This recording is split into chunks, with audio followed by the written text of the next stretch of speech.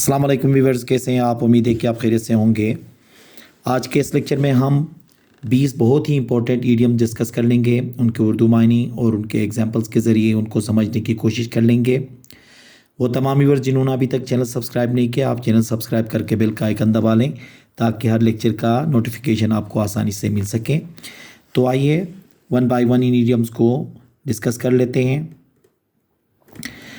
पहला ईडियम जो हमारे पास है वो है fish out of water. Fish out of water का मतलब होता है नावाकिफ़ माहौल, नावाकिफ़ माहौल में।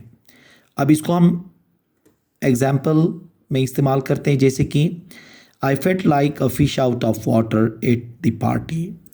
इसका मानी क्या होगा?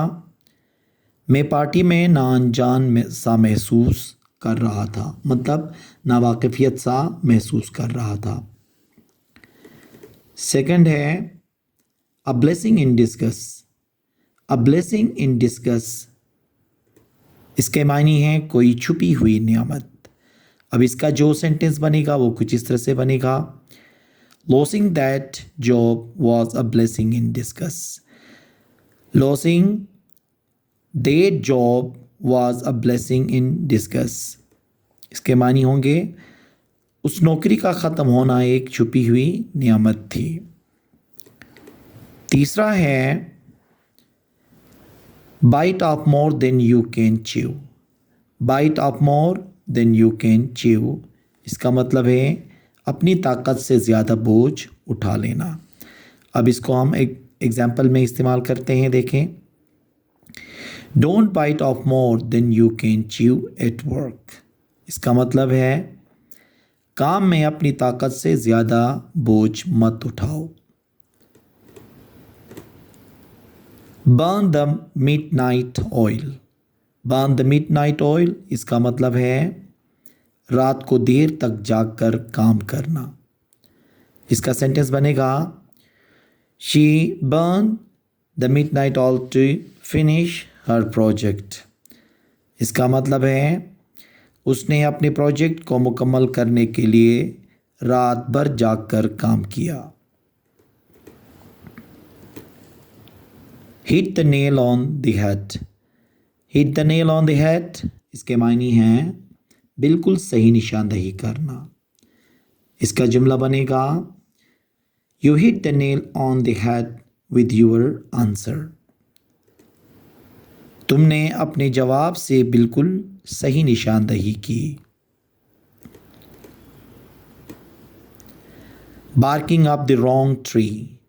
Barking up the wrong tree इसके मायने हैं गलत इल्ज़ाम लगाना। इसका सेंटेंस बनेगा if you think I am guilty you are barking up the wrong tree. जिसका मतलब है अगर तुम समझते हो कि मैं कसूरवार हूँ तो तुम गलती पर हो। Cry over spilled milk. Cry over spilled milk इसके मानी हैं जो हो चुका उस पर अफसोस करना।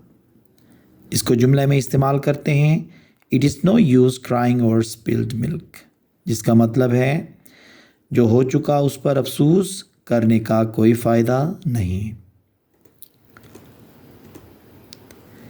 Cut someone some slack. Cut someone some slack इसके मायने हैं किसी को रियायत देना। इसका जुमला बनेगा cut him some slack he is new here. जिसके मायने हैं उसे रियायत दो, वो यहाँ नया है। Cut corners. कट कॉर्नर्स का मतलब है काम को मुख्तसर कर देना या मेयार कम करना। इसको जुमले में इस्तेमाल करते हैं don't cut corners when you are working on this project. इस प्रोजेक्ट पर काम करते वक्त मेयार में कमी मत करो। The ball is in your court. The ball is in your court जिसके मायने हैं फैसला तुम्हारे हाथ में है। अब इसका जुमला बनेगा now the ball is in your court to make the next move. जिसके मतलब आप अब अगला कदम तुम्हारे हाथ में है। Go the extra mile. Go the extra mile का मतलब है ज़्यादा मेहनत करना। इसका जुमला बनेगा she always goes the extra mile for her friends. इसके मायने हैं वो हमेशा अपने दोस्तों के लिए ज़्यादा मेहनत करती है। Through thick and thin. Through thick and thin इसके मायने हैं हर मुश्किल में या हर हाल में। अब इसको जुमले में इस्तेमाल करते हैं।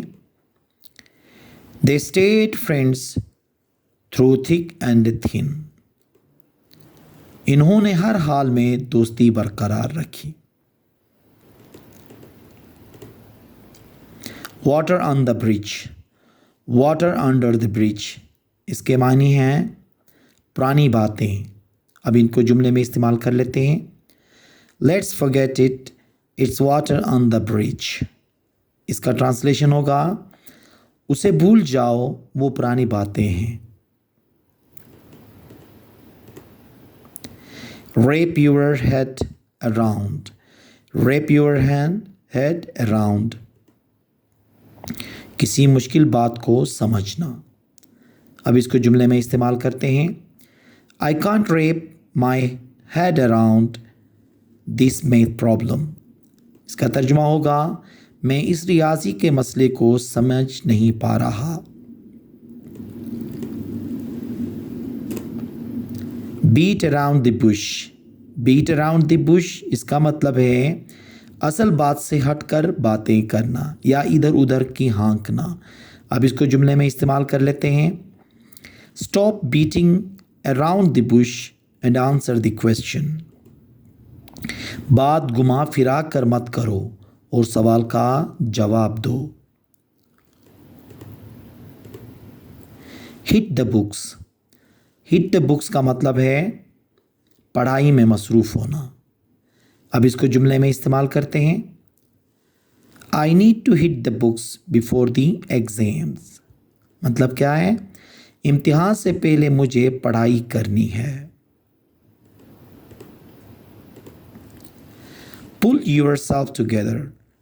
पुल यूर सेल्फ टुगेदर खुद को संभालना। अब जुमला देखें।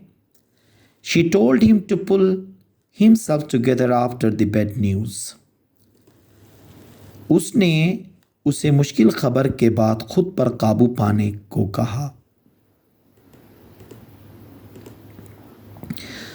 Fit as a fiddle.